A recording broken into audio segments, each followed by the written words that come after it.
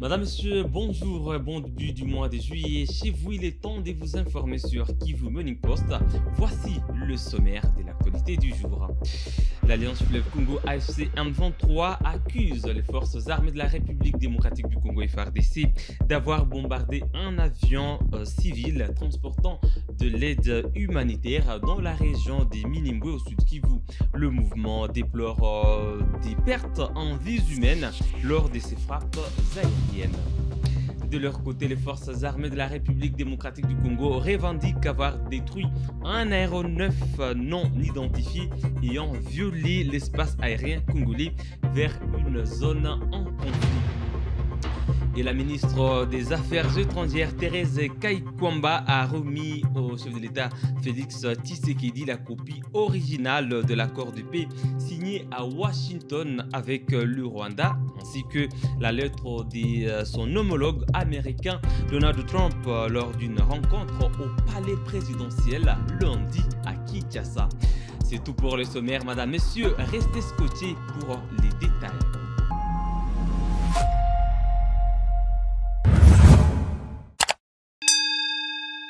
L'Alliance Fleuve Congo AFC 23 accuse les forces armées de la République démocratique du Congo FARDC d'avoir bombardé un aéronef civil transportant de l'aide humanitaire dans la région des Minembwe au sud Kivu. Nous sommes dans l'est de la République démocratique du Congo. Le mouvement déplore des pertes en vies humaines lors de ces frappes aériennes. Détail avec Faustine Binja. Dans un communiqué, le porte-parole de l'AFC M23, Laurence Kanyuka, a déclaré « Ce crime odieux, prémédité et exécuté avec une cruauté sans égale n'a pas seulement causé des pertes humaines, il a également détruit les produits de première nécessité tels que des médicaments et réduit en cendres des vivres destinés à une population sinistrée et traumatisée par une violence inouïe orchestrée par le régime de Kinshasa depuis avril 2017. » L'AFC M23 accuse l'armée congolaise de mener des attaques ciblées contre la communauté Banyamulenge. Selon les communiqués, par cet énième crime, le régime de Kinshasa poursuit son plan ignoble des nettoyages ethniques contre nos compatriotes Banyamulenge. Il les condamne délibérément à une agonie prolongée et alimente une catastrophe humanitaire sans précédent à Minembwe. Le mouvement qui contrôle d'importants territoires dans les provinces du Nord Kivu et du Sud Kivu évoque également une violence du cessez-le-feu par les FARDC en plein processus de paix. L'Alliance Fleuve Congo AFC M23 condamne avec la dernière fermeté cette violence flagrante, cynique et répétée du cessez-le-feu par le régime illégitime de Kinshasa. En réponse, l'armée congolaise a annoncé avoir intercepté un avion sans immatriculation ayant franchi la frontière de la République démocratique du Congo dans une zone de conflit.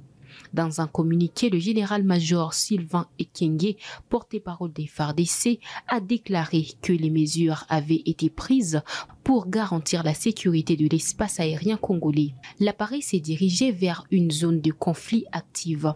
Après vérification, il a été constaté qu'il n'est porté aucune immatriculation, constituant ainsi une violation des normes internationales de l'aviation civile, a-t-il ajouté. Parallèlement, le mouvement d'autodéfense Twirwaneho a également accusé les FARDC de frappes aériennes à Minembwe, faisant état des 2 personnes blessées dont un enfant de 5 ans. Selon les MRDP Twirwaneho, ces bombardements ciblent la communauté Banyamulenge et ont touché un aéronef humanitaire transportant des médicaments. Twirwaneho a déploré l'écart entre les engagements du gouvernement congolais et la réalité sur le terrain, appelant le président Tshisekedi à mettre fin à ces opérations militaires. Ces accusations s'inscrivent dans un contexte des tensions croissantes et des violences persistantes dans l'est de la République démocratique du Congo, où la situation humanitaire reste préoccupante.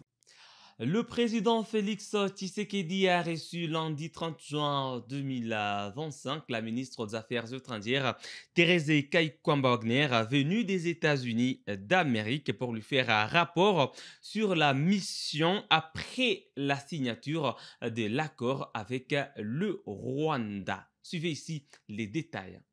Monsieur, grande dame, Mes respects, Excellence. Partie en mission régalienne au nom de la République démocratique du Congo, la délégation venue fraîchement des États-Unis d'Amérique s'est donné le devoir de rendre compte aux garants de la nation des contours de leur mission.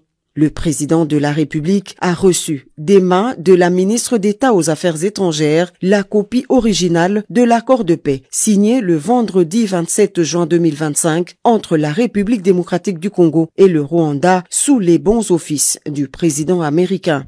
Le chef de l'État a également reçu une correspondance lui adressée par son homologue américain Donald Trump. La ministre d'État aux Affaires étrangères revient sur le processus ayant conduit à la signature de cet accord. Nous avons eu l'honneur de lui remettre à main propre l'original de l'accord de paix qui a été signé le 27 juin à Washington DC au département d'État, ainsi que la correspondance qui lui a été adressée par son homologue américain. Je pense que beaucoup de Congolais et Congolaises ont suivi avec beaucoup d'attention, beaucoup d'espoir les déroulés de la journée du 27 juin. Nous avons eu l'occasion d'échanger avec le commandant suprême sur cette journée et sur comment elle s'est déroulée, mais aussi quelles étaient les prochaines étapes pour la République démocratique du Congo. C'est un pas en avant, certes, un pas qui nous réconforte, mais en même temps, nous sommes conscients du fait que nous avons signé un accord qui nous oblige aussi à honorer certains engagements et que nous allons devoir faire montre de notre détermination de pacifier la République démocratique du Congo et de le faire rapidement. Un pas en avant, certes, mais le processus de paix est loin d'être achevé. Thérèse Kaikwamba parle des prochaines étapes qui se résument en priorité stratégique pour la République démocratique du Congo. Alors, il y a plusieurs prochaines étapes et je pense que nous aurons l'occasion aussi de discuter en plus grand détail et d'étaler les détails de l'accord. Un aspect critique, ce sont les mécanismes différents qui sont mis en place et prévus par cet accord pour s'assurer du suivi de l'exécution de l'accord. Et pour nous, ce sera évidemment une priorité de voir comment rapidement, du côté de la RDC, nous mettons en place notre équipe qui va assurer le suivi de la mise en œuvre. Le chef de l'État s'est dit fier du travail abattu par l'équipe congolaise mandatée à Washington. L'impact de cette mission pourrait bien résonner au-delà des frontières de la RDC. Un moment crucial où l'espoir de tout un peuple se mêle aux ambitions de son leader, déterminé à écrire une nouvelle page de l'histoire congolaise. Pendant ce temps, Germain Kambinga, acteur politique du centre, salue l'accord de paix entre la RDC et le Rwanda signé le 27 juin 2025 à Washington. Dans une sortie médiatique le 30 juin 2025 à Kinshasa, il a souligné un partenariat économique de plus de 500 milliards de dollars américains sur une durée de 15 ans grâce à la coopération avec les États-Unis sur les ressources stratégiques du Congo. Kambinga évoque aussi le soutien des États-Unis qui va favoriser la stabilité pour leurs intérêts économiques dans l'Est de la République démocratique du Congo. Suivez ici Germain Kambinga. La République démocratique du Congo s'inscrit résolument comme un État stratège. Nous avions un problème, les institutions démocratiques étaient menacées, il y a eu de très fortes complicités internes, de nombreux compatriotes ont péché par action, d'autres ont péché par omission et nous étions menacés. Aujourd'hui, l'État a réussi à stabiliser les choses et nous projetons à travers cet accord. L'avantage avec cet accord, premièrement, c'est que nous gagnons du temps. C'est très important, le temps. Le deuxième apport positif de cet apport, c'est que ça ouvre la voie à un partenariat stratégique et ça a toujours été le point de vue du centre avec une force géopolitique capable, pour autant que nous trouverions un juste équilibre d'intérêts, à nous accompagner.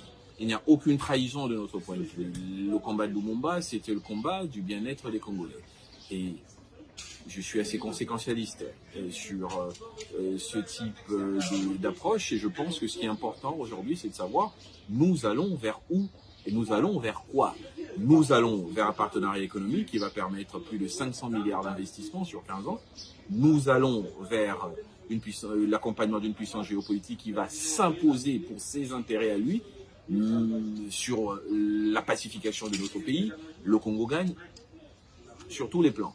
Il nous appartiendra, dorénavant, comme État stratège, de nous mettre au diapason de la problématique pour que nous ne soyons pas dépassés par toute l'ingénierie dont il faudra faire montre pour tirer meilleur parti de la situation telle qu'elle se décide. Nous avons le Rwanda en face, nous avons les États-Unis au milieu et nous avons nos intérêts. Nous avons toutes les possibilités de tirer meilleur parti de la situation à notre avantage parce que le pivot reste la République démocratique du Congo. Les ressources minières sont en République démocratique du Congo, pays immense avec un peuple extraordinaire. Donc il n'y a aucune crainte à avoir, il y a bien au contraire une lueur d'espoir qu'il faut accompagner et transformer en réalisation palpable.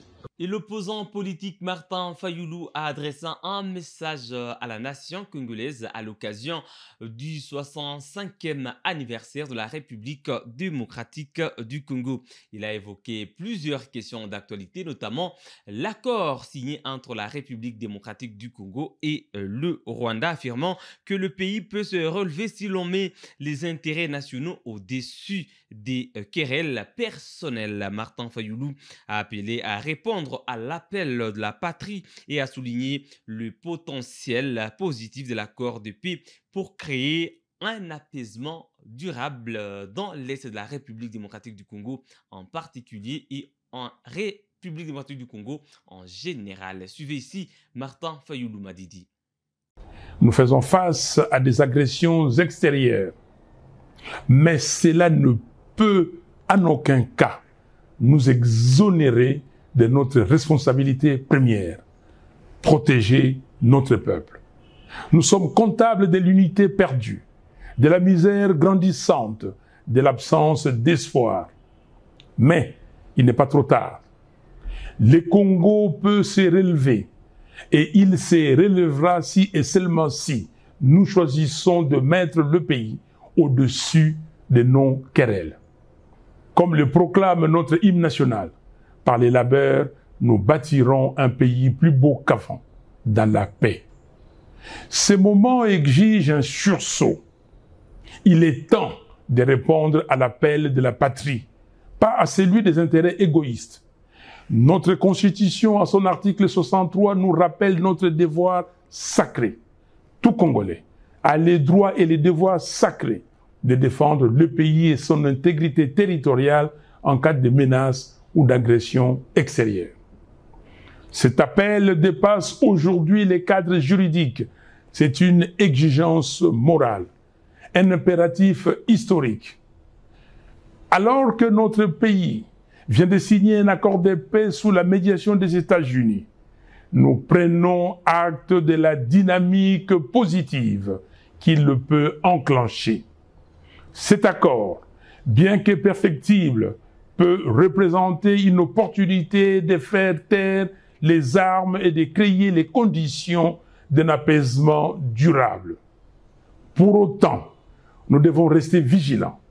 Aucune signature ne saurait remplacer la volonté résolue d'un peuple à défendre sa terre, à reconstruire ses institutions et à tenir debout. Nous appelons nos partenaires internationaux à faire respecter la résolution 2773 du Conseil de sécurité des Nations Unies, à régler la question des FDLR qui ne doit pas être indéfiniment imputée au Congo et à nommer les choses avec clarté. L'agression que subit la RDC ne peut être maquillée sous l'expression des mesures de défense. Début ce mardi 1er juillet 2025 de l'examen national des fins d'études primaires ENAFEP, édition 2025 sur l'ensemble de la République démocratique du Congo. Plus de 49 000 élèves finalistes passent l'examen national dans la partie du Nord Kivu occupée par l'AFC M23. À Goma, le vice-gouverneur Shadrach Amani a lancé officiellement les épreuves au complexe scolaire La Joie. Pendant 2 jours, les finalistes seront évalués sur leurs connaissances avant de passer à l'école secondaire. Suivez les détails dans ce reportage de la cellule de communication. Plus de 45 000 écoliers candidats aux épreuves nationales de fin d'études primaires ENAFEP en sigle de la province éducationnelle Nord Kivu 1 participent depuis ce mardi 1er juillet 2025 à cette évaluation qui clôture les cycles primaires. À Goma, chef-lieu de la province éducationnelle du Nord Kivu, c'est le vice-gouverneur qui a procédé à l'ouverture officielle de la malle contenant les items. Peu avant, le directeur provincial de la province éducationnelle Nord Kivu 1, Machagi Rongagi, a brossé brièvement l'état des lieux de l'enseignement à Rutshuru, Masisi et Goma. Tout se déroule normalement avant de saluer les efforts fournis pour la réussite de cet événement attendu. C'est la satisfaction de dire merci à toutes les autorités provinciales qui assurent la sécurité des écoles.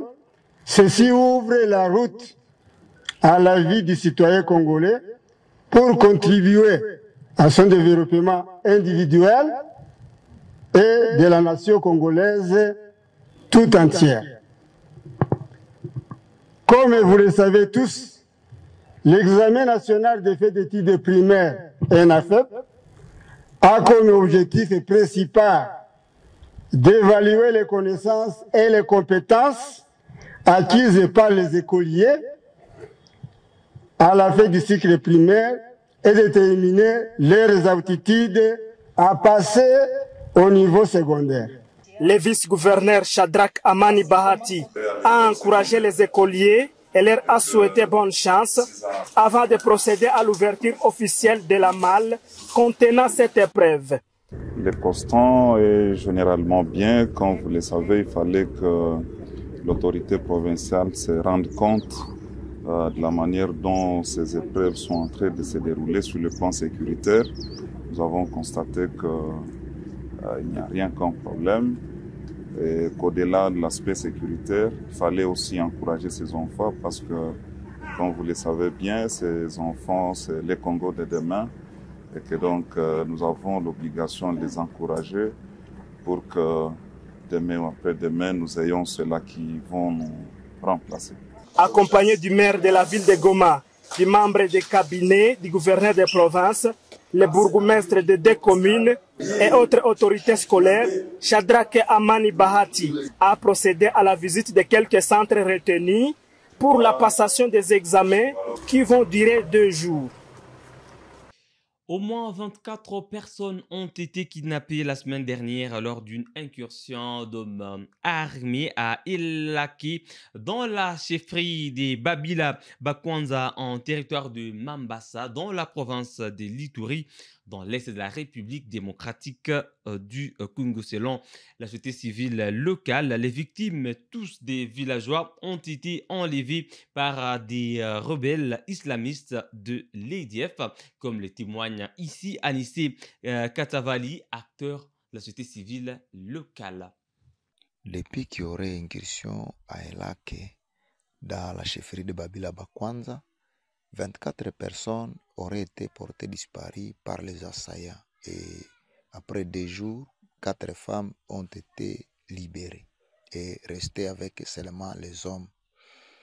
Nous, attaqués activistes des droits humains, nous alertons et appelons les services de sécurité, entre autres la coalition FARDC et UPDF, d'aller pour chasser ces assaillants pour que nos populations, soit nos frères, puissent quitter dans les mains de ces sanguinaires. Et malheureusement, cette partie n'est pas militarisée. Si les militaires devraient rester là-bas, d'ailleurs, on ne devrait même pas avoir ces assaillants à porter nos frères. Madame, Messieurs, c'est tout pour cette actualité du jour sur Kivu Morning Post. Merci à vous d'avoir suivi de bien à la fin. On se fixe un autre rendez-vous d'actualité. À très bientôt. N'oubliez pas de vous abonner sur Kivu Morning Post. Si vous êtes nouveau ou si vous ne l'avez pas encore fait, il suffit de cliquer sur s'abonner, activer la cloche des notifications pour rester au parfum de l'actualité en RDC avec un accent particulier sur la situation qui prévaut dans l'est du pays. À très bientôt.